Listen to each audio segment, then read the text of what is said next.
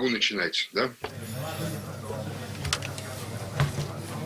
Уважаемые коллеги, Dear colleagues, it is so good to welcome you all at our small panel, our small round table, the Prince and the Konung, the Institute of Power in medieval Russia. So first of all, I would like to welcome our guest Alexandra Vukovich of Oxford University and Christian Raffensperger of Wittenberg University. I would like to say a couple of words as opening remarks for this panel discussion. So there is a level of proximity between the Rus and Scandinavia, and I would not like to revisit the story of the Scandinavian origins of the Rurik dynasty, and the Ruriks lost their Scandinavian roots quite soon. They only get back to their genealogy in the 16th century when they decided that would benefit their prestige and the old age dynasty. Well, we should be interested.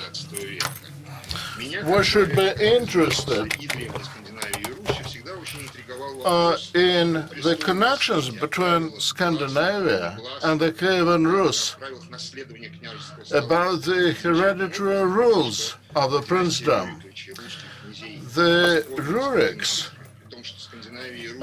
come from Scandinavia. Rus and Scandinavia are very closely connected. So I believe that these hereditary rules are also dramatically different with all tight connections. In Rus, we believe that hereditary principles are very really schematic, brother to brother. This is not father to son, not vertical, but horizontal, brother to brother, is the main hereditary principle. And this is something we do not know in the Scandinavian, the Nordic world of that era. Well, there is some exception. In Scandinavia, the hereditary principle is vertical, father to son. And there are several exceptions, however.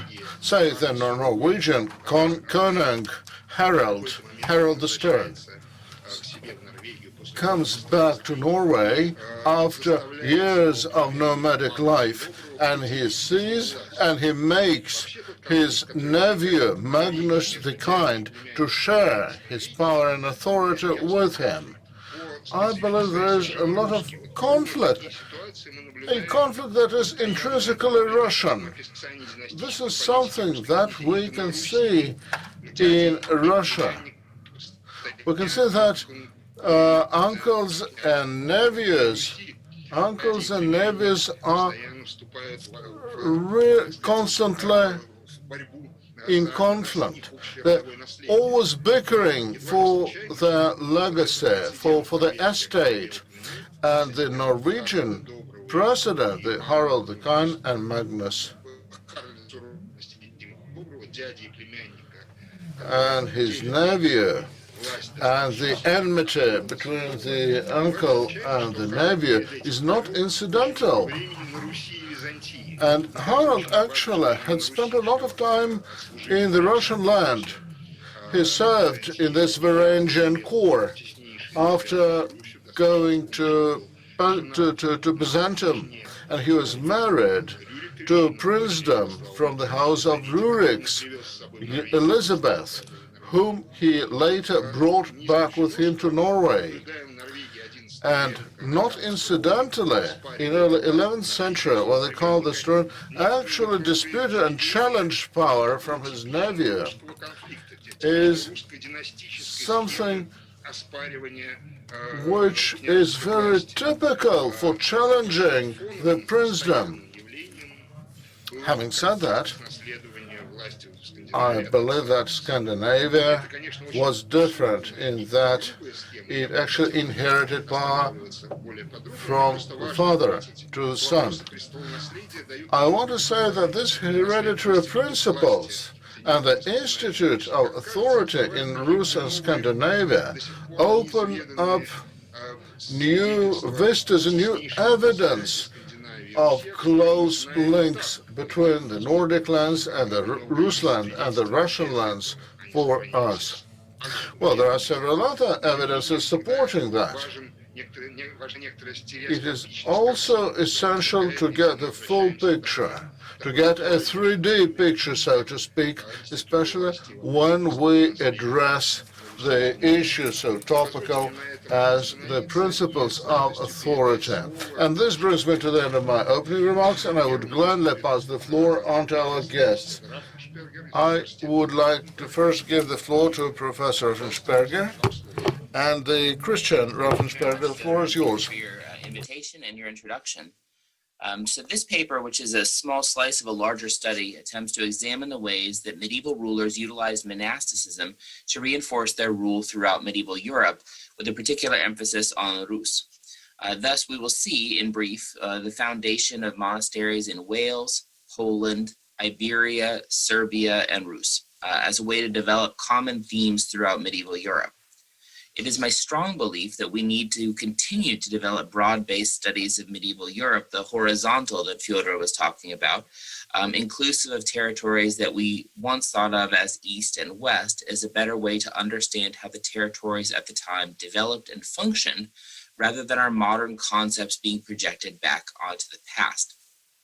So, to begin, towards the end of the 12th century, we see the rulers of Wales using Cistercian monastic foundations as part of their battleground for supremacy within Pura-Walia, the Welsh territory, and from the Anglo-Normans.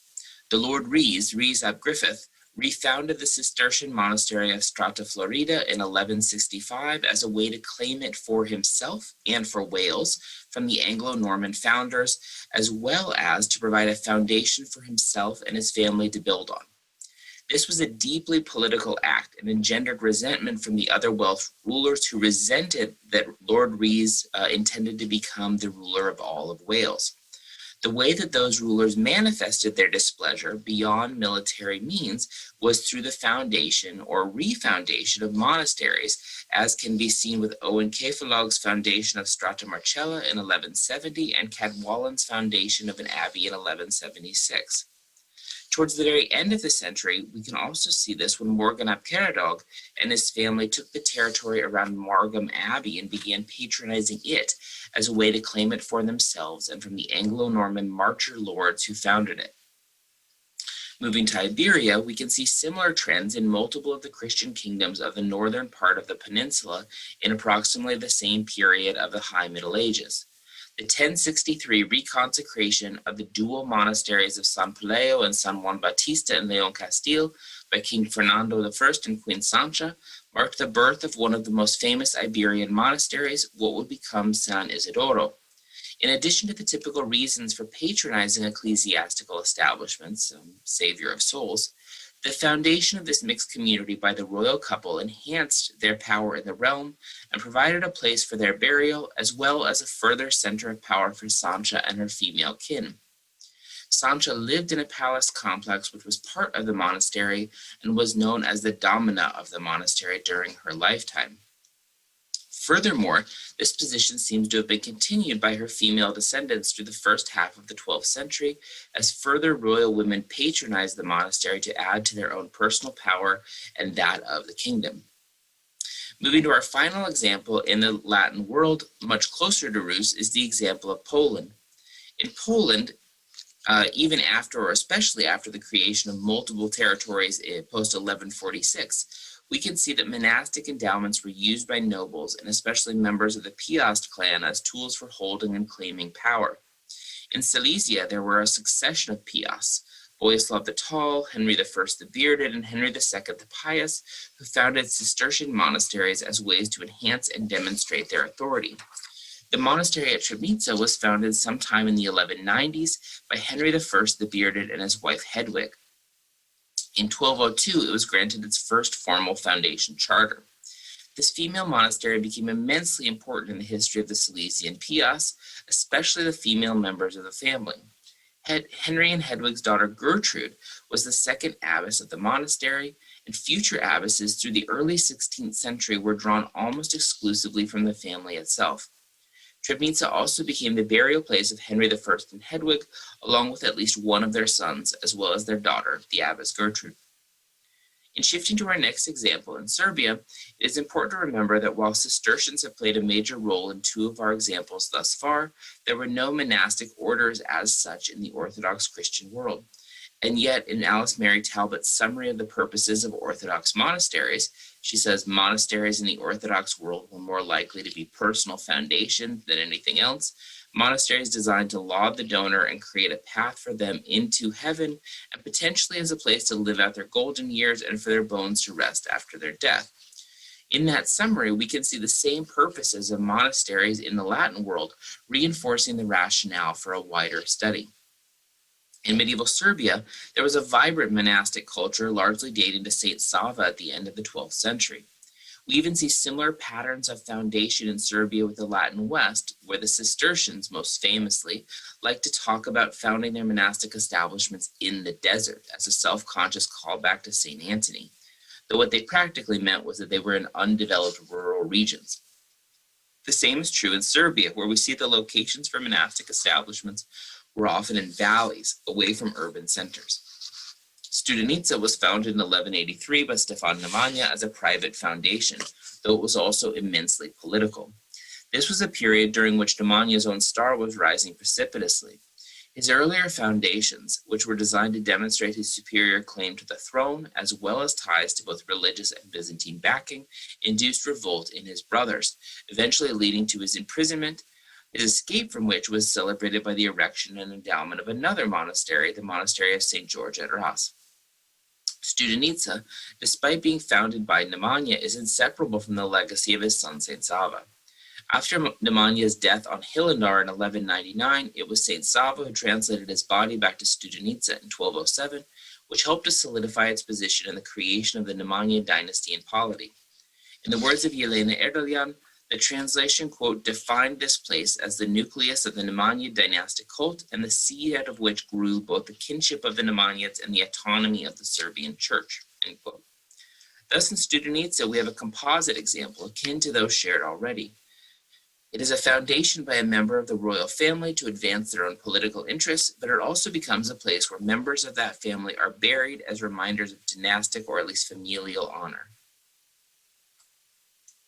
All of which brings us to the kingdom of Rus. Mikhailo Khrushchevsky, writing over 100 years ago, claimed that, quote, each prince of Kiev built a patronal monastery which bore his Christian name, end quote, from the time of Yaroslav the Wise to Vsevolod Olgovich.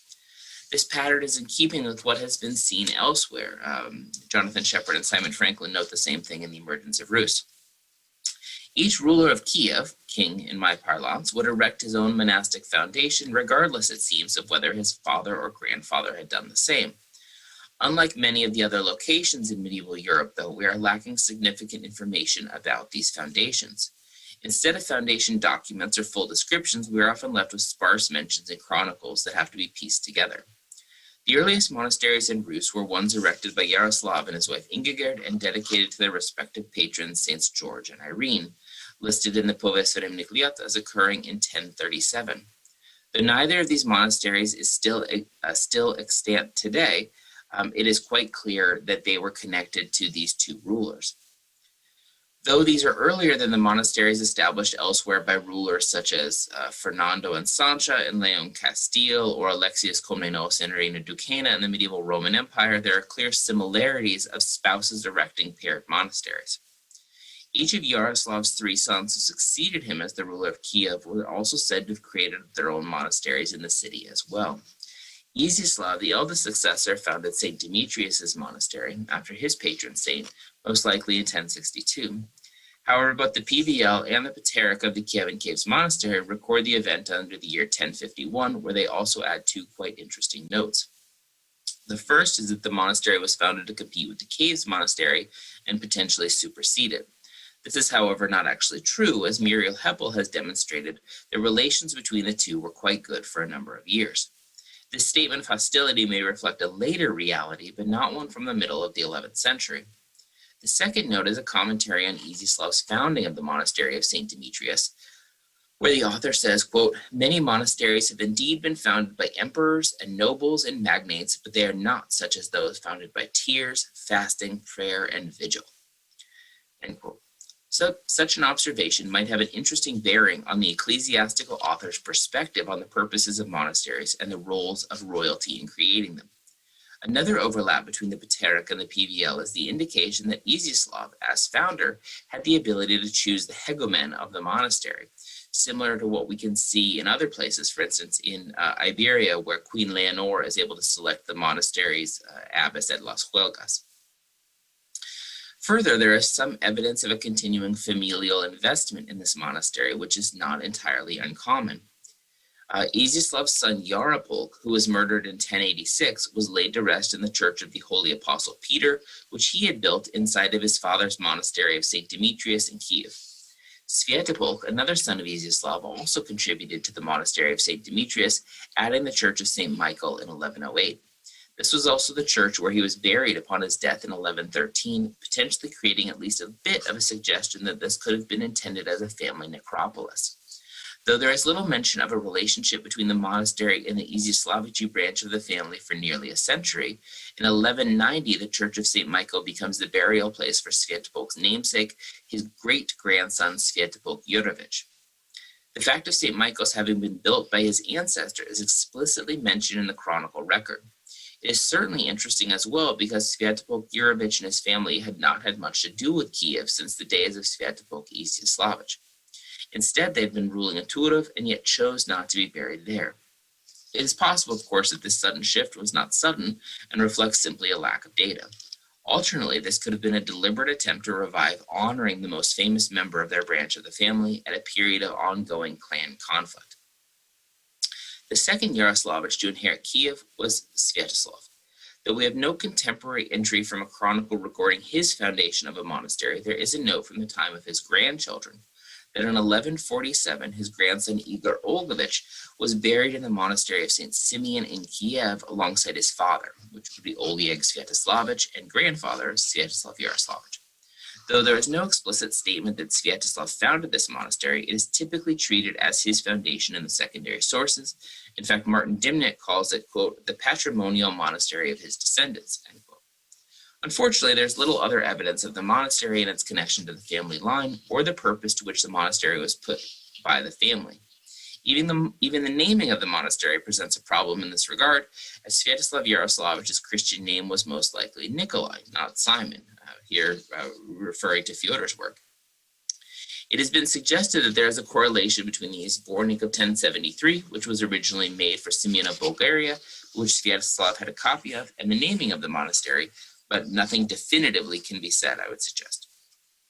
The next and last son of Yaroslav to succeed to the throne of Kiev was Vsevolod. In 1070, the PVL records that, quote, in this year was founded the Church of St. Michael in Vsevolod's monastery, end quote. Samuel Hazard Cross, the editor of the English version of the Chronicle, notes that this is most likely a reference to the Vidibuchi monastery. In fact, in the Hypatian version of the text, it is explicitly referred to as at Vidibuchi, which later becomes more prominent under Volodymyr Monomach, though again, there are not many references to it. Much like the monastery of St. Simeon above, this too was not founded in honor of the baptismal saint of its patron. Vsevolod's baptismal name was Andrei, as was recorded in multiple sources. In fact, we see that over a decade later, Vsevolod founded a church of St. Andrew, his patron saint, and decided a monastery for his daughter Yanka, who took holy orders. It's possible that the monastery of St. Andrew was a double monastery, as there is an abbot, Gregory, noted in the 12th century as being honored by both Volodymyr Monomach and Mstislav Volodymyrich, the son and grandson, respectively, of Vsevolod Yaroslavich. St. Michael's is seen again in the late 11th century as a site at which members of the Volodymyrovichi clan gather to make peace amongst themselves to best face the ongoing Polovtsi attack. It is interesting in this instance that though Sviatopolk Iziaslavich was ruling in Kiev, he chose to meet with Volodymyr Monomach at the foundation of the latter's father. Perhaps this was a gesture of respect for Volodymyr, or perhaps there was not as much connection to the particular family monasteries as has been suggested. Another piece of evidence in this regard is that neither Vsevolod nor his son Volodymyr were buried in the monastery of St. Michael. Instead, they are both interred in St. Sophia, perhaps because both died as sitting rulers of Kiev and St. Sophia was the metropolitan church. If we remove the idea of a family monastery as necropolis, it removes some of the connection with the ruling family as well as the subsequent importance. A final note on this particular family within the Volodymyrovich and their monastic impulses is that Mstislav Volodymyrovich, grandson of Vsevolod, founds his own monastery in Kiev dedicated to St. Fyodor in 1129. The implication of this is that Mstislav did not feel that he wanted or needed to add on to either of the existing clan foundations of St. Michael's or St. Andrew's, but decided instead to create his own for himself and for his family. When Mstislav's son Rostislav died in 1168, he asked to be buried in his father's monastery of St. Fyodor next to his ancestors. Given that the monastery had just been created 4 decades before, there were not many ancestors to be had there, reinforcing both the idea that the monasteries were family, not clan-based, but also the construction of the idea of the monastery as mausolea in the source base.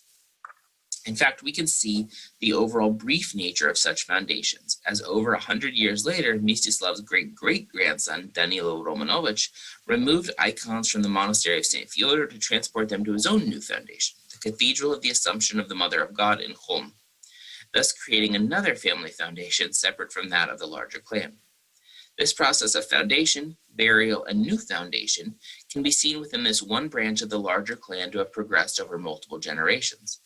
Instead of creating a single monastery to act as a mausoleum for the family, every couple of generations, one of the members created a new monastery, once at least, pillaging from prior family monasteries in the process, all of which further reduces the idea of a long-term clan connection to the monastery.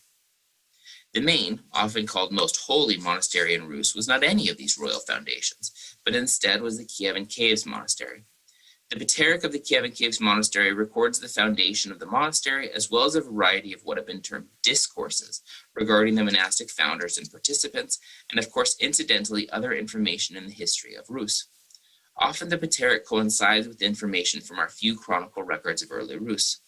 The Patriarch records that Antony, one of the original Eremitic monks living in a series of natural caves immediately south of Kiev, asked the ruler of Rus, Izislav Yaroslavich, for a grant of land to construct a proper monastery as the numbers of individuals had grown greater than their current situation could sustain. King Izislav agreed and deeded the monks' land, which then became the Caves Monastery. The PVL confirms the creation of the monastery in the same words as the Patriarch, indicative of either common source material or borrowing from one to the other. As was noted above, the monks of the caves prided themselves on not being founded by rulers, but, quote, by tears, fasting, prayer, and vigil. Now, the Volodymyrovichi rulers of Kiev did certainly have some influence over the Caves Monastery, but all deferred to its importance, reinforcing its pride of place, and many endowed it with lands, money, and people over the years. In fact, the Caves Monastery outstripped any of the royal foundations in Rus as the arbiter of monastic fashion. And by the second half of the 11th century, the abbot of the caves was referred to as archimandrite and was superior to the other abbots within Rus. Evidence of the cave's holiness can also be construed from the number of elite burials that took place there, rather than in any royal foundation. For instance, Yevpraxia Vsevolodovna, daughter of King Vsevolod and Empress of the German Empire, was laid to rest in the Caves Monastery in 1109 after having been a nun elsewhere for several years. Later, the well-known wife of Gleb Vasislavich of Minsk, who ruled on her own for 40 years, was laid to rest in the caves alongside her husband and had potentially become a nun as well before her death. The entombment of these royals, not to mention many others in the Caves Monastery, shows the high value of the monastery itself and its draw for members of the royal family. Instead of burial in a centralized location, such as the way that contemporary Arpad rulers were buried at Shekespeare throughout the 11th and 12th centuries, or burial in family monasteries as can be seen in Constantinople or elsewhere in medieval Europe, the preference among some large stratum of the elite population was for burial at a monastery, but not one associated with any particular branch of the clan. One might suggest that such a choice of burial site reinforced the sanctity of the Caves Monastery by giving a higher status than other monasteries, even family-founded ones. thus creating a self-perpetuating cycle in which the Holy King's Monastery was a desirable site of burial because of its holiness, and burial there further associated you with those others who choose to be buried there because of its sanctity. Now, these examples, I know, just scratch the surface of the many examples of medieval monastic foundations related to the ruling families and designed to enhance their power. In my larger study, I have identified 3 themes which relate to the interesting prevalence of women as donators from royal families, as well as their continuing power over and interest in their communities. The second theme is that the idea that monasteries were founded by families as subsets within the larger ruling clan. And finally, the third, that by looking at all medieval Europe, we can see interesting trends across this territory, regardless of confessional boundary or geographical delineation. I hope that this survey of monastic foundations has demonstrated some of those themes for you today and perhaps sparked an interest in asking larger comparative questions about medieval Europe beyond East and West. Thank you all very much. Thank you very much, Christian. Большое спасибо. Very much indeed. Because we don't have a lot of time, I think that we'll immediately pass the floor to our second guest from the UK, Alexandra Vukovich from the Oxford University. Alexandra, you're welcome. And I would like to thank the previous speaker. Thank you, thank you. Just a moment. Well, my dear colleagues, I beg your pardon, but I will have to speak in English. I haven't had the time to translate my presentation before the conference, but my slides will be in Russian. So thank you, Fyodor Borisovich, for the invitation to speak. It's a great pity that I'll have to speak in English.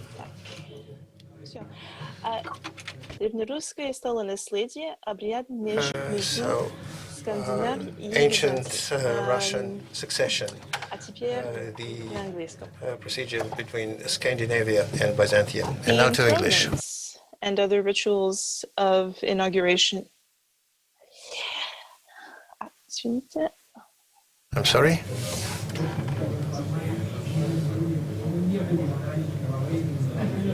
Okay.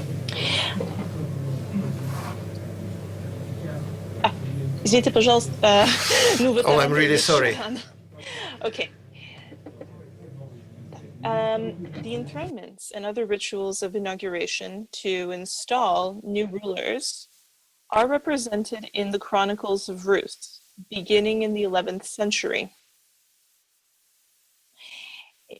Inauguration accounts in the early Chronicles of Rus describe the installation of a new ruler at a seat in the polities of Rus.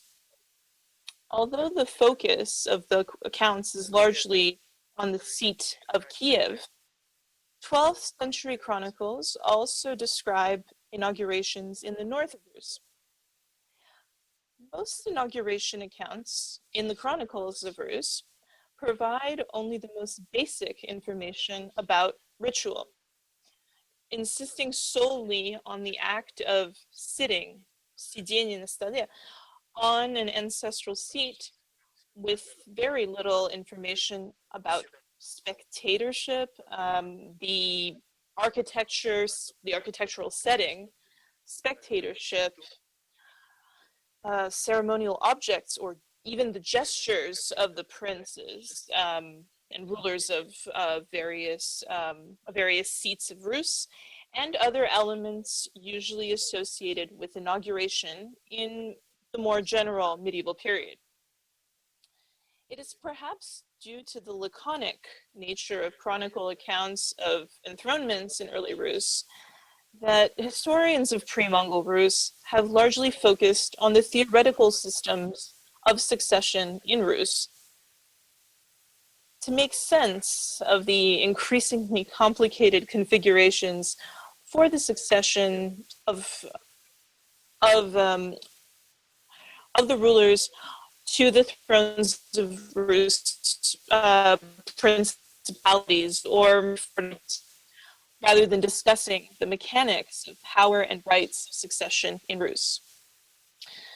The shaping of information in the pre-Christian portion of the Povis Fleminiglet, which is consistent with the archaeology of early settlements in Rus, relates the implantation of people from the medieval Scandinavian world in Rus, the so-called Varangians Vayagi, or Eastern Vikings. Without entering into the now centuries-old argument of the provenance of the Rus, whether Slav, steppe nomad, Varangian, or a mix of all of these and other people besides, I will focus on the possible provenance and evolution of enthronement within a mixed cultural framework of representation.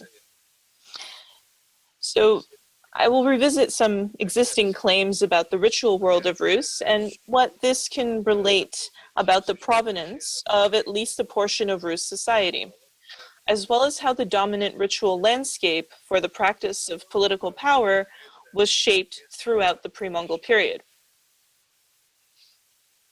So the act of sitting, the sidienie, or being seated on the throne, represents the constitutive event and ritual mainstay of inauguration according to the accounts of Rus. Narrative sources, both chronicles, hagiographies, imply, such as the hagiography of Boris Gleb, imply that enthronement was a ritual predating the advent of Christianity.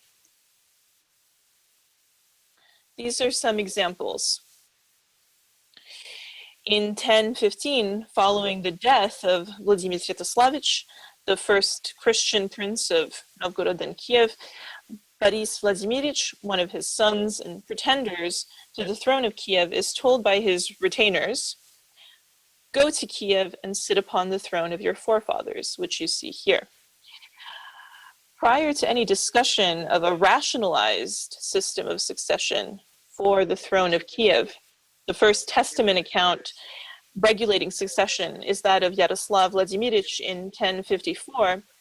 The behest of Boris Vladimirovich's retainers implies that entering Kiev and sitting upon the ancestral throne, the stol, would enhance the prince's political legitimacy and imply that he had officially succeeded to his father.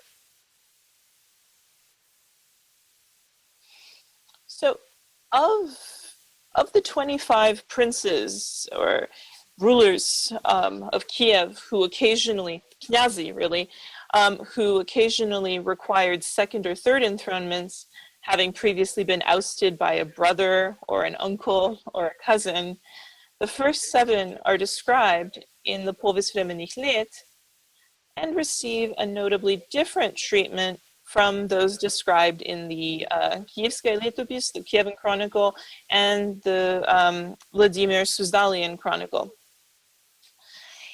In the Povis Fleminiglet, the enthronements of the successors to Vladimir Sviatoslavich, who died in 1015, Yaroslav, Izyaslav, and Vsevolod receive the most perfunctory treatment without information regarding the place, participants, or ritual elements of the enthronement ceremony. The enthronements of the earliest Christian, kнязи of Rus, Sviatopolk, Yaroslav, Izyaslav, Sviatoslav, and Vsevolod, generally follow the formula of kняz X entered Kiev and sat on the throne of his ancestors, his father or grandfather, and he began to rule. So every kняz who is enthroned, he sits or is seated upon a seat or throne in Kiev or somewhere else. Regardless of the circumstances surrounding the enthronement or the political climate represented in the chronicles. For example, the notion of sitting, of sidienie, is articulated in the Povis Fleminiglet for the reign of Vsevolod Yaroslavich in the year 1078, when, as you can read, Vsevolod sat upon the throne of his father and his brother in Kiev, having assumed all authority in Kiev. In the Laurentian Chronicle, the Laurentiskaya Letopis, this episode is articulated simply as he, Vsevolod, sat in their manner of the ancestors, on the throne. Thus, the formula is replicated in the chronicles of Rus throughout the pre-Mongol period, undifferentiated between chronicle traditions, irrespective of the circumstances of the enthronement. So the failure of ritual of enthronement lies in disquisitions on the breaking of oaths made between princes to uphold a certain line of succession, denoting a chronicler's disapprobation of the events that have transpired. It may be that oaths to uphold succession made by kissing the cross, so крестоцелование, or icons were more demonstrative of a political culture that had adopted Christian artifacts for its practice, while enthronements reflected the internal logic of dynastic politics, enhancing or limiting the role of the church according to individual preference or requirement. But this is very speculative. Oath-takings generally accompany the arrangements made ahead of an enthronement rather than occurring at the moment of enthronement itself. So, as you can read here, in the year 1146, Vsevolod Olgovich made arrangements based on an 11th century precedent for his brother to succeed him on the throne of Kiev. And you can read, Vsevolod sent for his brothers, for Igor and Sviatoslav, and for the Davidovichi, for Vladimir and Izyaslav, and they came to Kiev.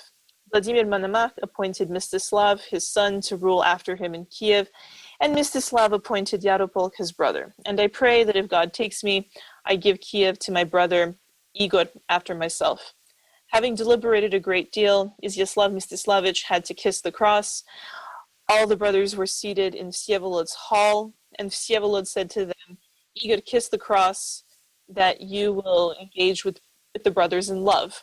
And Vsevolod and Sviatoslav and Izyaslav kissed the cross to Igor so that he can begin to treat with you of his own volition and not out of necessity. And they kissed the cross in all love. Along with enthronement and ceremonial entries into cities, oath-taking is one of the key customs that seems to have regulated power relations between kнязи.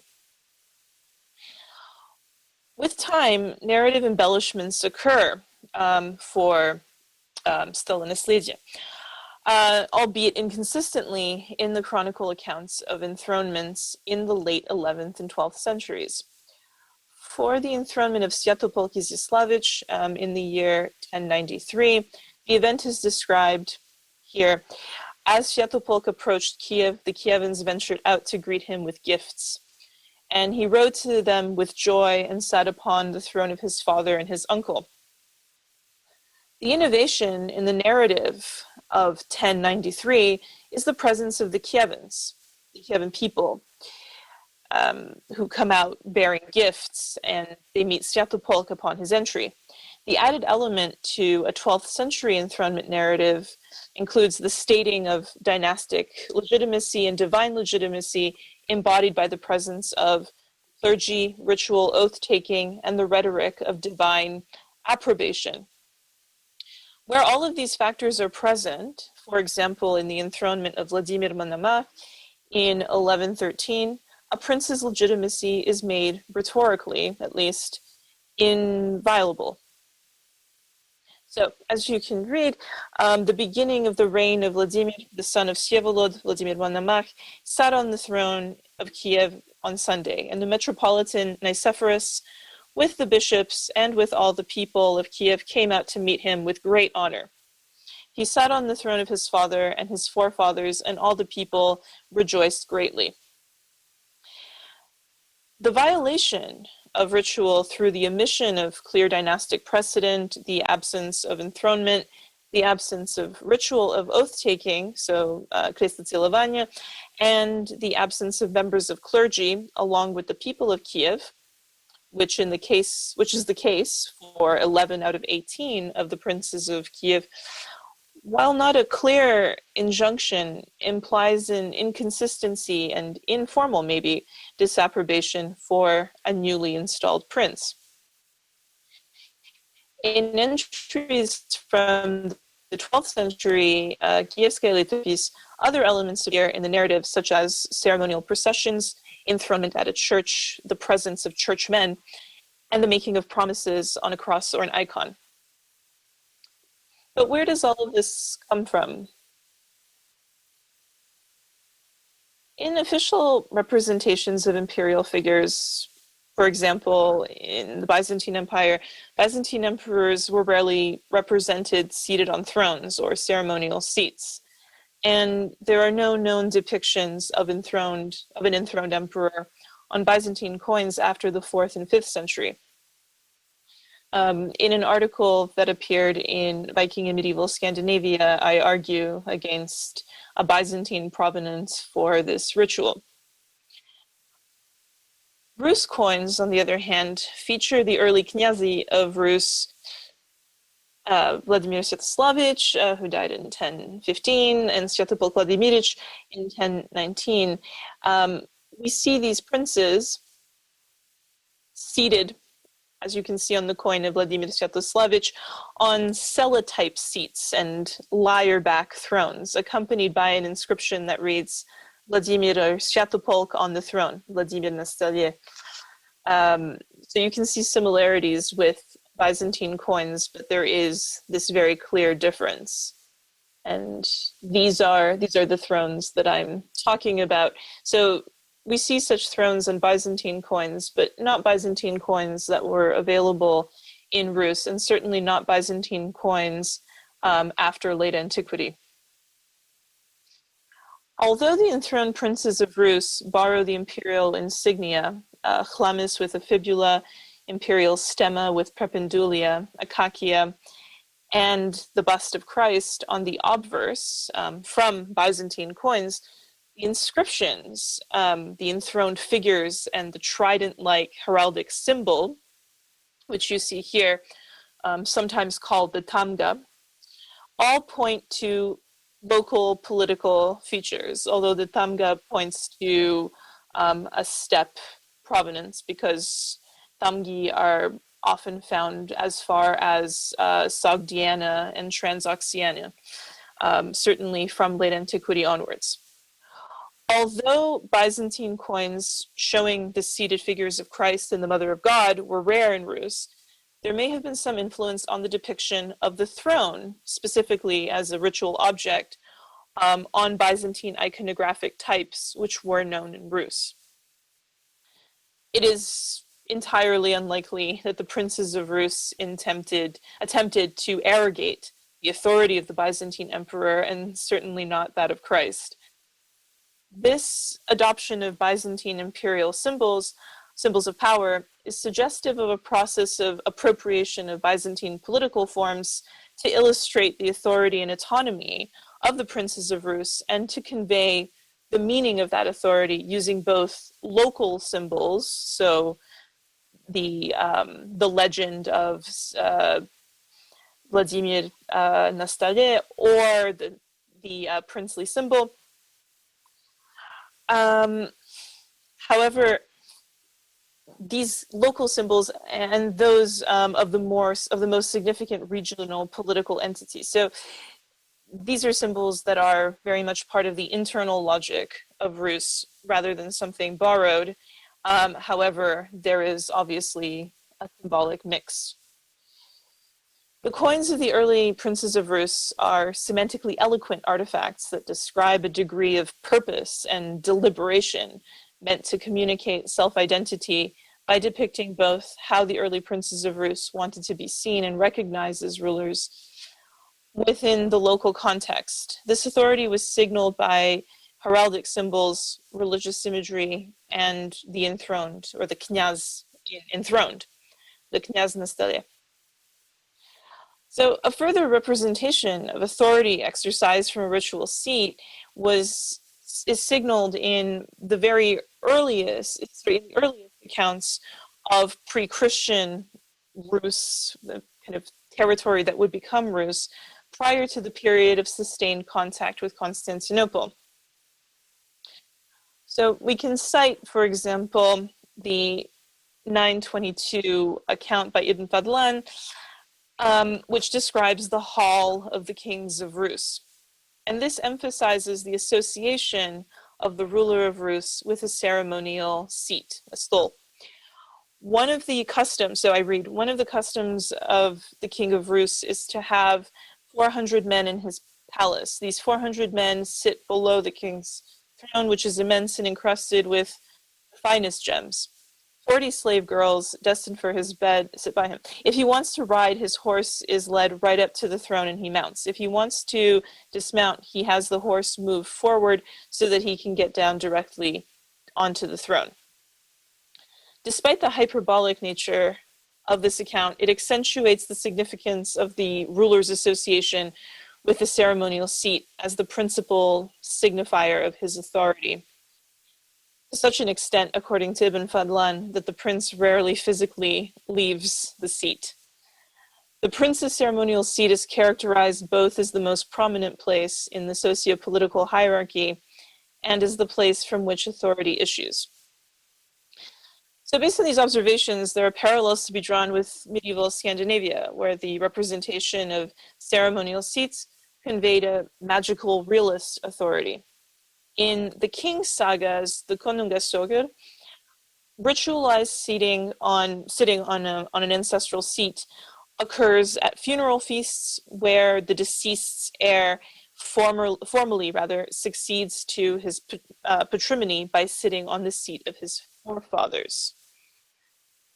In the Ynglinga saga, following the death of a king or a jarl, the heir holds a feast and sits on the step in front of the ceremonial seat until the cup, the bragarfull, is brought. And here you have a description of that, but since I'm running out of time, I won't read it. So following this ritual, which involves the making of oaths, the heir is conducted to sit atop a ceremonial seat. So just to conclude very briefly, the early ritual of succession in Rus shares a symbolic framework and receives a narrative treatment similar to that which can be found in documents such as the sagas, the Old Norse sagas. Despite the Byzantine political forms visually incorporated both sometimes in text but more in material culture, the differences between Byzantine notions of imperial power and inauguration, shaped by classical references and cast within an Eastern Christian framework, and those of Rus, lie in the fact that Rus did not emerge directly out of the Greco-Roman symbolic system. Rus developed a mixed set of cultural reference that more closely resembled the practices discernible in the sagas and the material world of the Vikings, and beyond that, medieval Europe, which is something that our first speaker has argued quite convincingly. And I see that I'm out of time, so thank you for your attention. Spasiba. Thank you very much, Alexandra, for splendid paper. Thank you so much. I'm afraid we have no time left for questions, but I have to ask first, probably. Есть ли у нас время на вопросы? Do we have time for questions?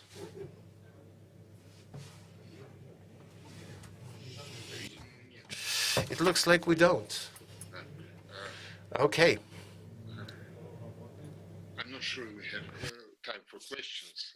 Anyway, I would like to thank you, both of you, for excellent, splendid papers. And actually, I was going to ask you, what are you going to do with those papers? Don't you want to publish it somewhere here in Russia? I would like to invite you for a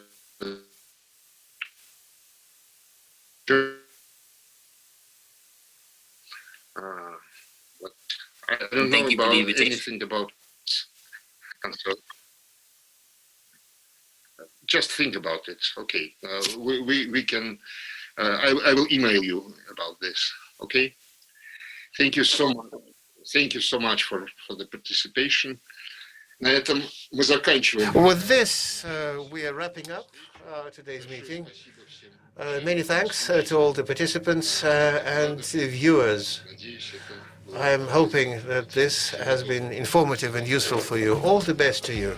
Bye-bye.